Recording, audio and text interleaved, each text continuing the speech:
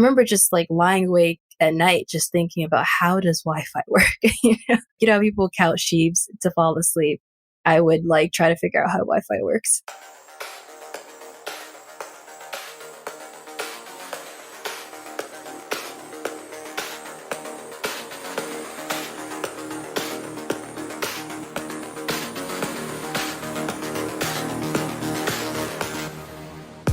Welcome to Getting into Infosec. I'm your host, Ayman Al-Sawa. My next guest is Fareedah Shaheed. Fareedah is a security controls analyst and the founder of Sekuva, where she created an online course to help small businesses and families secure their data. We talk about her relationship with math. I used to love math, but I gradually kind of started hating it through all the schooling that was around. As well as reflections on how we should approach security as a community. I think that's how we improve security instead of looking at it through a gate mentality. Instead of guards, we have guides. And tackling the perfectionist in each of us. I realized that you have to do it afraid. You can't wait for the perfect moment. And I'm definitely a perfectionist. I'm definitely wait for the perfect moment sometimes. And I had to realize to take a step back and be mindful that it's never going to be perfect. And you have to make it perfect yourself by going through it. Wow, well said. She's also read 2,000 books in her lifetime. So we've hit a major milestone. This is episode 25. Super excited to have come this far. Can't wait for episode 50 and even 100. I literally can talk to 1,000 people and get 1,000 different stories. Check out the website, gettingintoinfosec.com, for show notes, clickable timestamps, a preview of my book, and more. If you like this show, please share with your friends and let others know. They might thank you for it. All right, on to the show. Hi, Fareedah. Welcome to the show. Thank you, Ayman. I appreciate you inviting me here. Yeah, thanks for taking the time out of your busy schedule. So maybe you could introduce yourself to the audience, maybe a little about yourself. We could start from there. Okay, perfect. So my name is Fareedah Shaheed. And well, of course, I work in security, but I work within two teams. So the security awareness team, and I do a little bit of threat intelligence. Oh, okay. And so maybe if you could break it down for the audience, what that really entails. Okay, so for the security awareness, what I do is anything that involves bringing security to people in the company. So if they don't know anything about security, we talk to them, developing the security training or editing it, doing lunch and learns, writing articles, anything that's raising awareness for security, but also setting aside time to talk to people about security and what they can do about it, how they can help secure the company and themselves after work, even sometimes talking about their kids or their loved ones and how to secure themselves outside of work instead of just inside of work.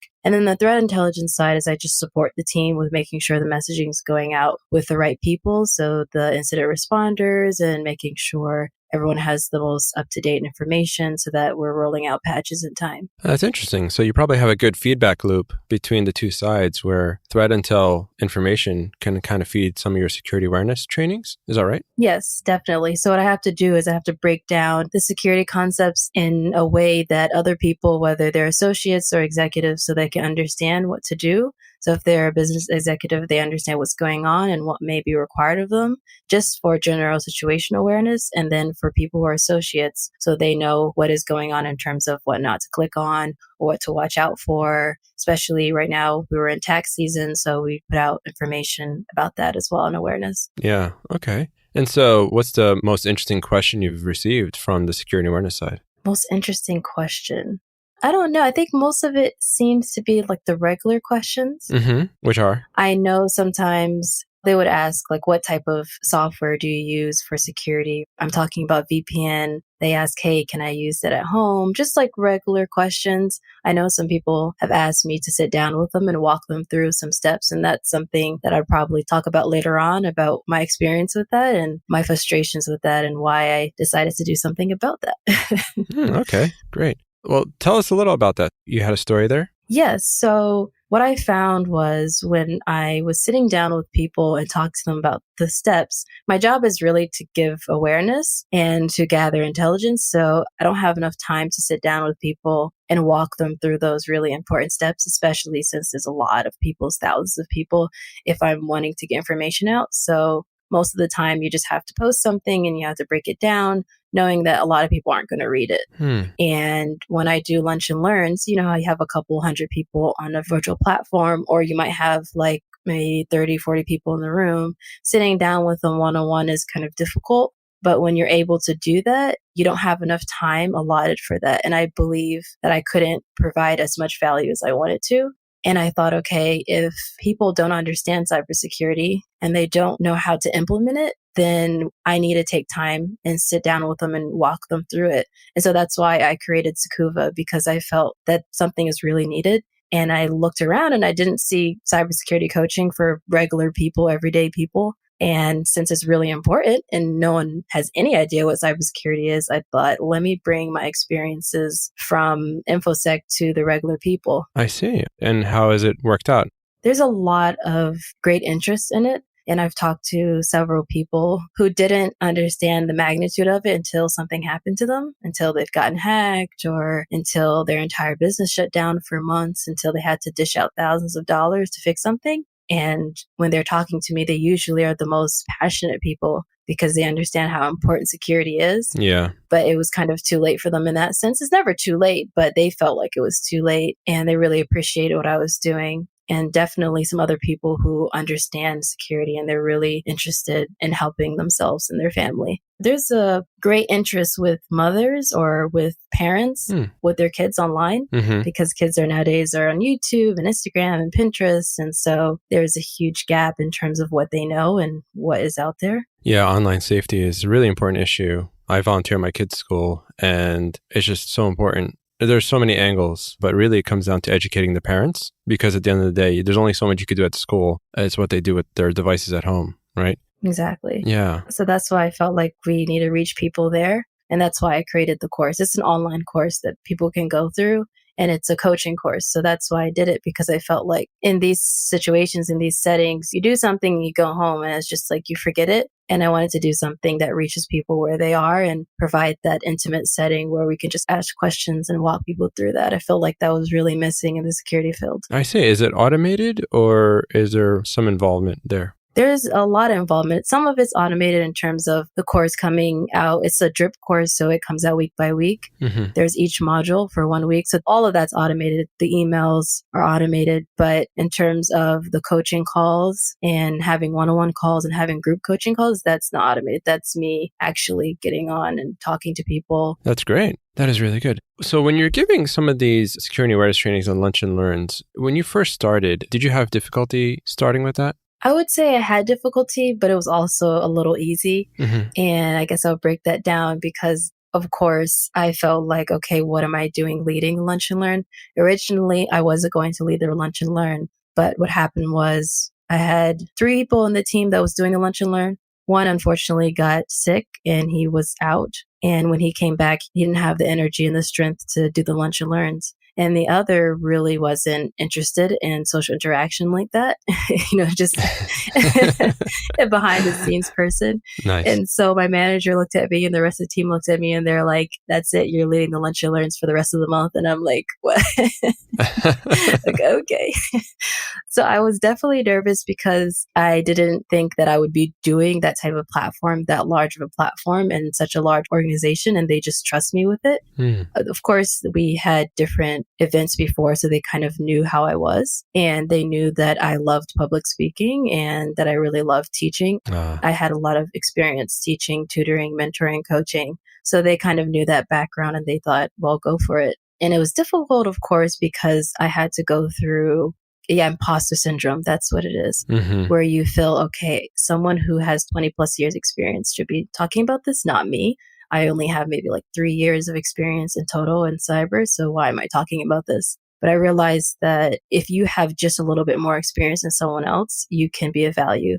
And it's interesting because the position I was in actually made me more valuable than someone who had more experience than me. And the reason being is because I was more closer to the people who I was talking to. So they resonated with what I was saying more and I could understand their struggles. And I wasn't this person who had a PhD in cyber, not knocking anyone who has a PhD in cyber. Right. But everyone has a different skill set. So if you have a PhD in cyber, you have a skill set somewhere. And if you don't, and you're closer to the people in that sense, you have a skill set somewhere else. So I had to realize that my experience or lack of experience in some areas was actually a benefit to the audience. And they absolutely loved that. That was because I was able to provide that close of experience, understanding their pain and kind of going through with them and laughing with it. but also providing them like, hey, here's a different point of view and giving them that patience because I understand what they're going through. Yeah, I agree. I think you're able to relate to the audience because you might have just gotten in the field, quote unquote.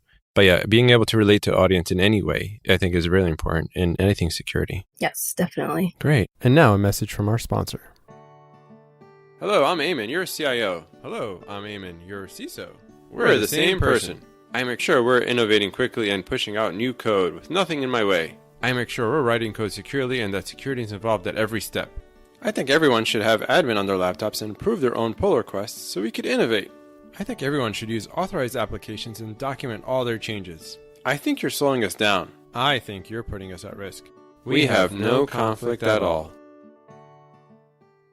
And so tell us, how did you get into security to begin with? So I definitely didn't think I would be in this field at all, like whatsoever.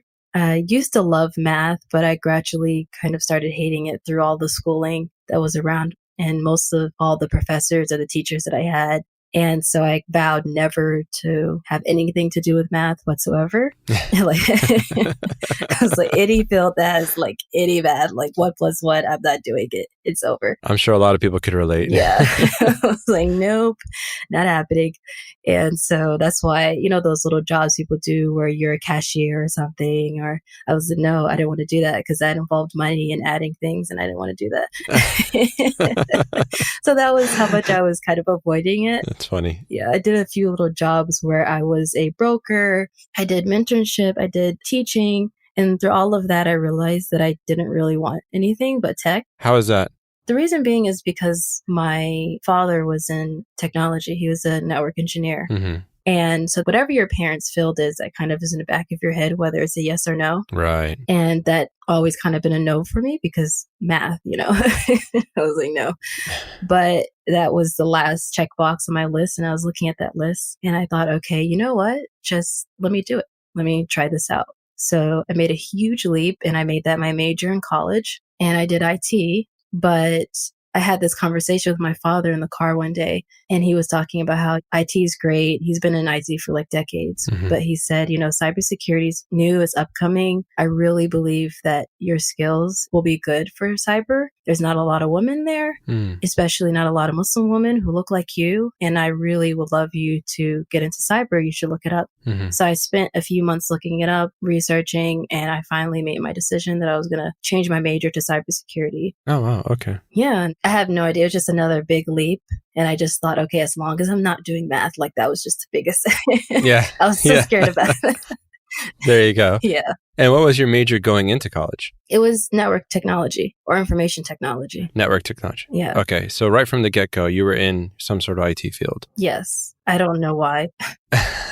Well, yeah. Why was that? What were your choices at that point when you were looking to apply? Well, I think it was because I knew that I didn't want to be a teacher. I knew I wanted to teach. Mm-hmm. And that's why Sekuva was so easy for me. But I didn't want to be a teacher, if that makes sense, where I didn't want to teach in a school because I felt like I'd be constrained. And I just didn't want that type of environment. I didn't know if I could handle the kids. It was just too much. So I was like, okay, I don't want to do that. Yeah. I can tutor or something, but I don't really want to teach. Okay. And so the checkbox went down to 1. And then, of course, I was surrounded by IT growing up. Like I used to read Cisco books. Oh, really? I really loved that. Yeah, because we had that laying around. Used to take apart computers. I just loved to know how things work. So that was always in the back of my mind.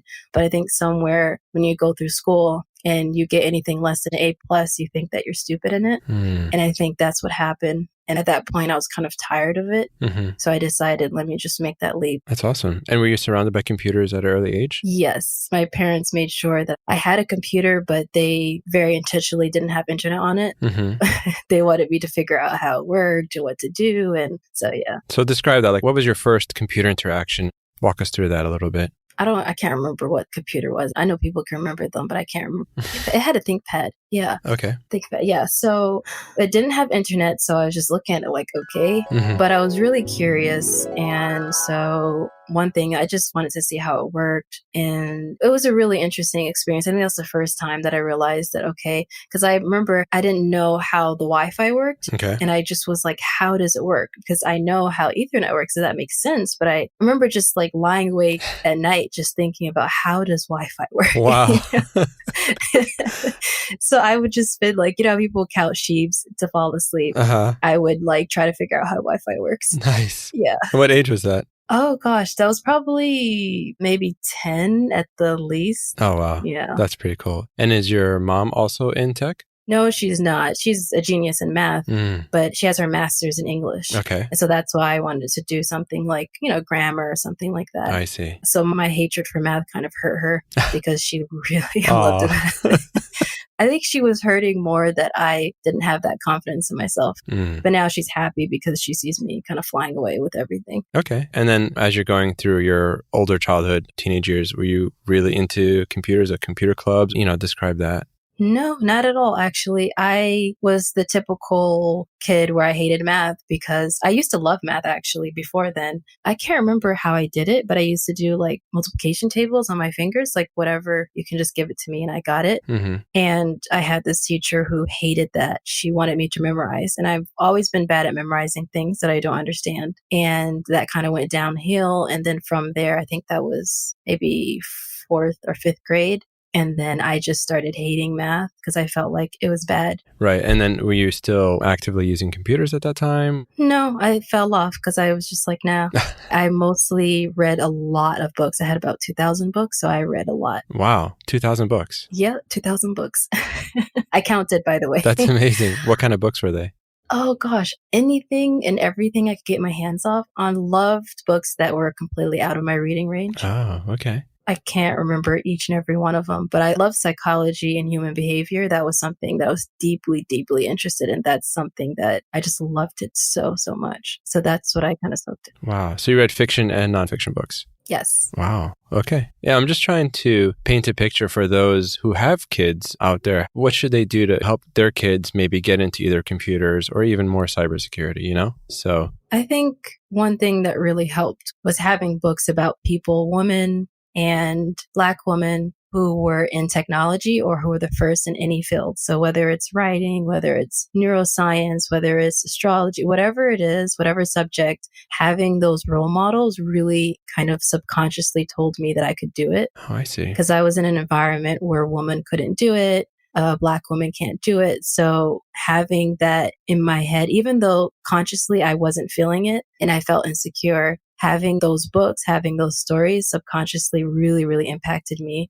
I heard the other day someone said that they had a parent who always spoke beautiful words to them in terms of telling them that they're smart, that they're intelligent. And my mom and my dad did such a good job doing that. And I didn't realize the impact of that until later because I didn't feel it until I felt it. Wow. That is really important to know. Thank you. I think we as parents underestimate the language. Speaking as myself, as parents, I think underestimate the language, the messaging that we send to our kids. Yes, definitely. Yeah. So thanks for that. You're welcome. So then going to college. So you were in college and did they offer a cybersecurity major? You said you switched majors. Yes, thankfully they did. And I got into that. Oh, okay. So that made it easy. Yes, it did. Because I was in a community college, so it made it easy. But the reason why I hesitated was because the 4-year college, not all of them had it. And the one that I wanted to go to didn't have it. And that's what kind of made it hard. Okay. So walk us through that. Well, I didn't get to that point. Okay. That's awesome. There's just like... I did not get to that point. I have this track record, and I don't know if it's good to say, but I have this track record where if I don't think something's right for me, I'm gone. And I realized that college, while it's good and it developed my skills and I loved it, it just didn't give me that relief that I was looking for, where there's just like this itch and I needed to relieve it. And college wasn't it. I love learning and I love experiencing. And college wasn't me learning. It was just me soaking up information. And one thing I don't like doing for a very long time is soaking up information. That's been a constant theme in my life where once I soak up enough information, I'm like, okay, now what do I do? So I was in college for about 2 years and I was like, okay, what do? I can't just sit on this information. And of course, certifications, that's great, but it costs a lot of money, especially as a college student. And so I thought, let me just get into the job market. Let me get a job. Wow, that's great. Okay, so then after college, how was it interviewing for cybersecurity jobs?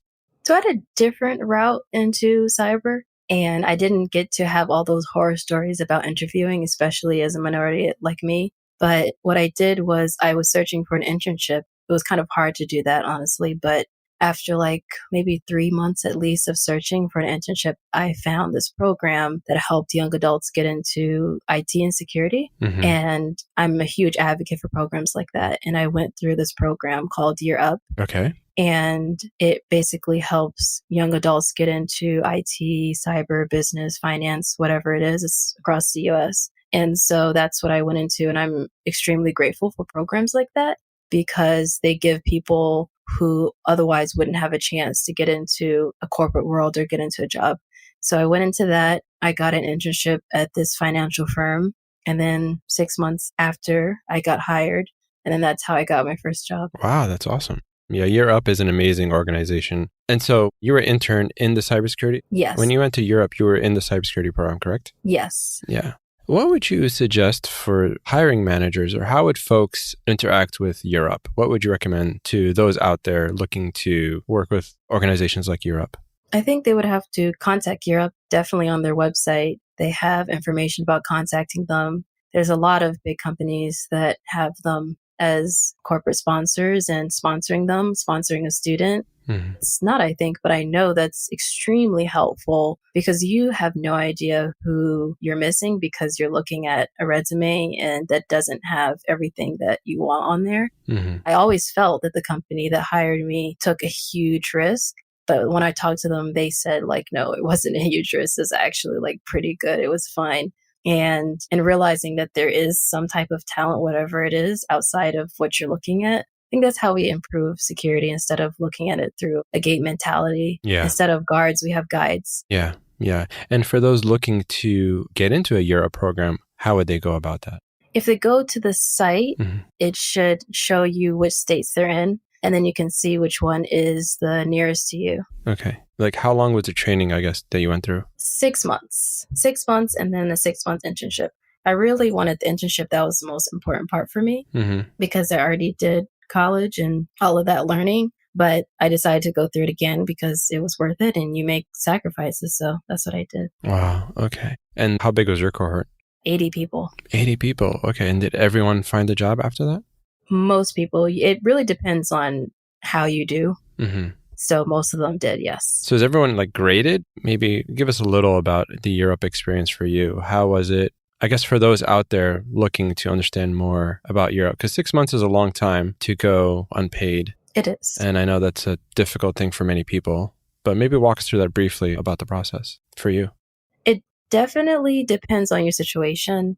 They do work extremely hard to accept and support anybody who comes to their doors. They really, really do. Mm-hmm. And so they have a lot of support in terms of financial and getting there, travel, food. For me, I was lucky. I had a place to stay that I didn't have to pay rent. Right now, I'm, of course, because I have a job, but, before I didn't have to. So that was a really good thing for me. But they do give you tuition reimbursement. They give you a stipend. It's really small, but it really depends on where you are. But it does cover food and travel. And then they work with you to cover anything else that isn't really covered within the stipend. Okay. And if you're a working professional, do they have night programs too, or only daytime?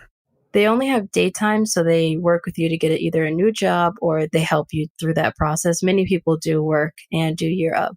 Usually once they get to the internship, they might not, or they might just do 3 months into it. It depends on everyone's situation. Everyone kind of handles it differently. Okay. And so back to what you do today with the threat intelligence and security awareness, what do you see next for you in the field? I definitely have that itch again. Oh, yeah? Okay. Yeah. And so that's why I started Sekuva. So I definitely see myself continuing on with Sekuva and doing that because I feel like that's the value that I can bring. I love bringing value. I love helping people. And for me, that's the best way that I can do it. So I definitely see myself doing that. Cool. And so, what is some advice you have for others looking to get into the field? Usually the advice that people give is really corny. And I mean, there's a variety of advice. Can't all be corny. oh no, it's all corny. Okay. No, I'm So I kidding. guess the advice you're going to give is going to be corny too, huh? Exactly. Okay. Fair enough. That was literally what I was leading it to. And the advice I'm going to give is corny. Okay. And I think, you know how someone says, I think there's like movie scenes where someone would say, that was the oldest trick in the book. Like after someone tricked them successfully and they say, oh, that was the oldest trick in the book. Mhm. And I always thought that was interesting because I was like, well, that's the reason why it's the oldest trick, because it works. And that's the same that I see with advice, the corny ones. The reason why it's said so often, most of the time, I'm pretty sure there's one or two that's like, that's probably not right. But most of it's corny and said so much because it's true. And I think the biggest few for me was networking, but intentionally networking. I always say that about 100% or 99% of every single thing that I'm working on would not be possible without accidentally or intentionally meeting someone. And when I say accidentally, I mean being in the right place at the right time for the right reason, and then accidentally bumping into that person that is going to change your entire life in that second. Mm-hmm. And that has been a theme that has been rampant throughout every single little tiny or big success that I've ever had ever. And in doing things afraid, there's a lot of things that I've done that I had to take a step back and be like, what are you doing?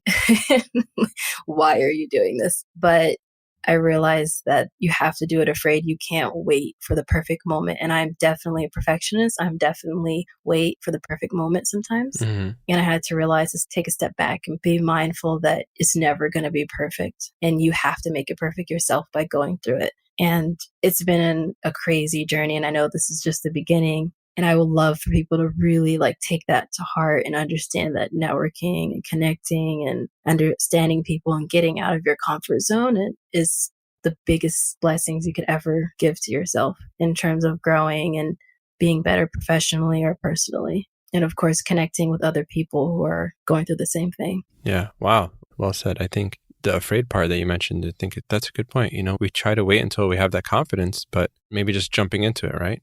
Right. Not waiting for all that. I mean, of course, you need to know. Yeah. I read a quote one time in a book. It said, perfection is the twin of procrastination. Yeah. And so I also am a perfectionist. And, sometimes I spend so much trying to edit an episode and get it right. And I'm like, oh my God. But in any case, those are some really good words. Thank you, Fareedah, for sharing that. No, thank you.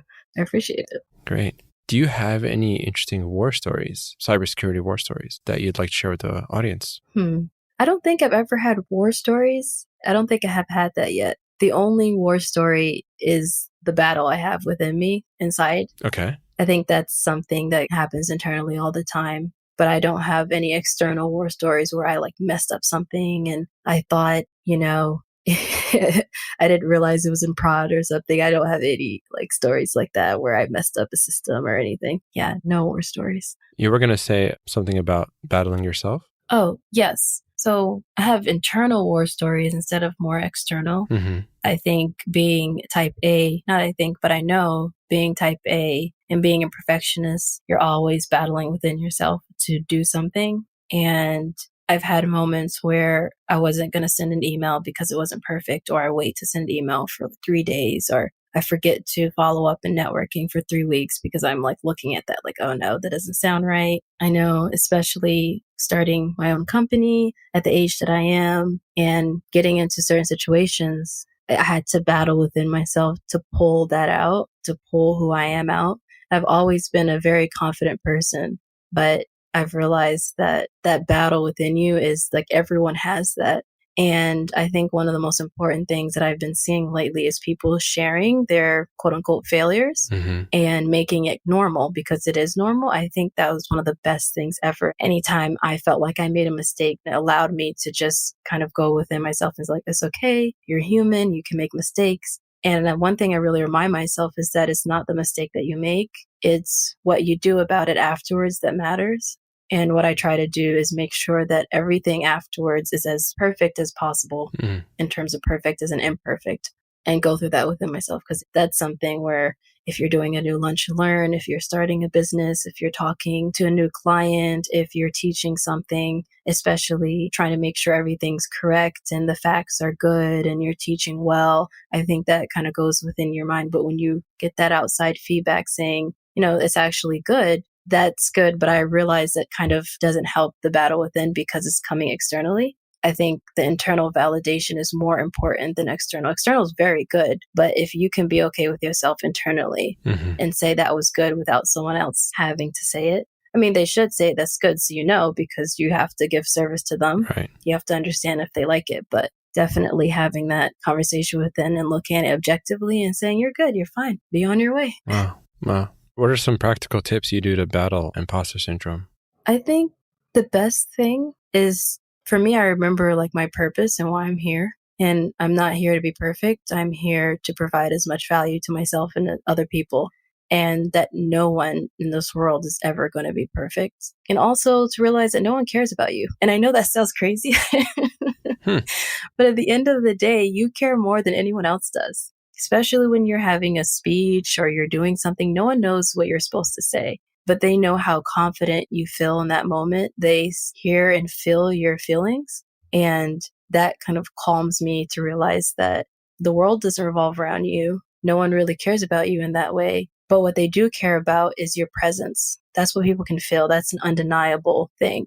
And if you can just be present and connect with people's hearts and souls, that's more important than if you say, or if you fidget. Of course, you don't want to do that, but connecting people in that way is more important, and reading through other people's Twitter feeds or Facebook where they're talking about their quote unquote failures. It really inspires me to keep going, especially people who are well known or people who are pros saying, hey, I messed up. And I think I've shared a couple on my page because I want to amplify that message, not to say, hey, this person messed up, but hey, we all do it and it's okay. And they're so brave to actually share it. Yeah, well said. It's just hard, I think, with social media. We still don't see that much. For me, I wasn't on social media much, but I guess what I'm trying to say is we need to be on social media to stay current, but then kind of like sometimes it has an adverse effect. Yeah, definitely. Yeah. So I'm very picky about who I follow. And because I have so much going on, I have to make sure what I'm consuming is good. Right. And I know people think it's bad, but I don't have like the news all in my feed, and I don't have the news running in the background in the TV. Yeah, same. Because if you're consuming something that's constantly negative, not that negative won't happen or doesn't happen, it's just that when you consume it too much, your mindset changes. So I used to have a fail blog. I can't remember if it's still up, but it would just collect people's fails. Oh. And I always thought it was hilarious. It was like memes, people failing, like a weird sign that was spelled incorrectly, someone's shoe was wrong, all that. Mm-hmm. And that was really funny. It's all fun and games. Then I realized, hey, I want to produce the same content. So I realized that I started going around the world looking for negative to screenshot it to put up into the site. Nice. And that was a huge realization to me in that moment, that what you're consuming changes your mindset and how you view the world. So when I'm on Twitter, when I'm even gaming, because I game a lot, I mute people, I block people, I don't follow other people. If I don't like it, I don't say anything. I just unfollow, or I just don't pay attention to it, because I know how much I mean to me and how much my energy means to me and everyone else I'm working with.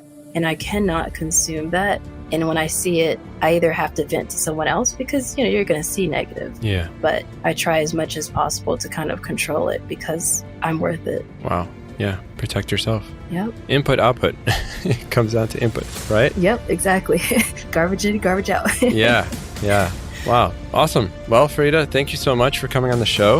It's been a pleasure, and hope to do part 2 in the future. Yes, definitely. Thank you, Eamon. I appreciate you bringing me on. All right. Thank you. Bye. All right. That's it for episode 25. Super exciting. Hope you enjoyed it as much as I did. I'll be at B-Sides, Diana Initiative, and DEF CON next week, so if you see me, please do say hi. Thanks. Every week I let my guests pick their outro music. This week's artist is Roman Smirnov. Check out the website, gettingintoinfosec.com, for show notes, clickable timestamps, a preview of my book, and more. And stay in touch on Twitter for more Getting Into InfoSec reflections. Thanks. See you next time.